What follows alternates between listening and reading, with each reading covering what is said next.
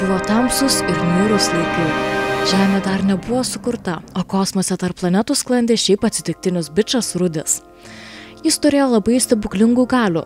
Kai greitai sumirksėdavo 10 000 kartų, tu jau pat išsipildydavo bet koks jo užmojas.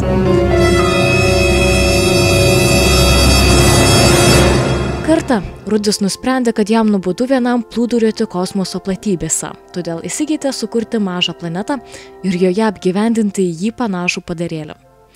Akivaizdu, kad jam, norint įvykdyti šią idėją, reikėjo mirksėti labai daug kartų. Jis užtruko apie 6 dienas. Po 6 dienų mirksėjimo Rudis nuslabo ir tokioje būsenoje išbuvo visą 7 dieną. Pagaliau tas lunkis sukūrė į jį panašų žmogų ir pavadino jį Adomu. Va nuo tada ir prasidėjo visos linksmybės.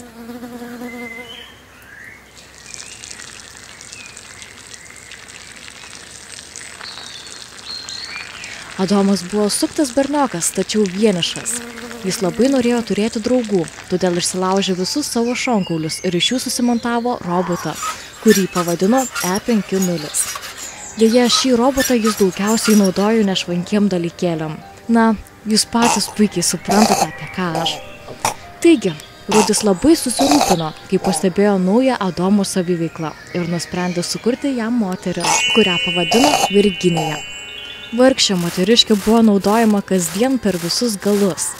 Ją išbandė ir Rudis, ir Adomas, netgi robotas nepraleido progos.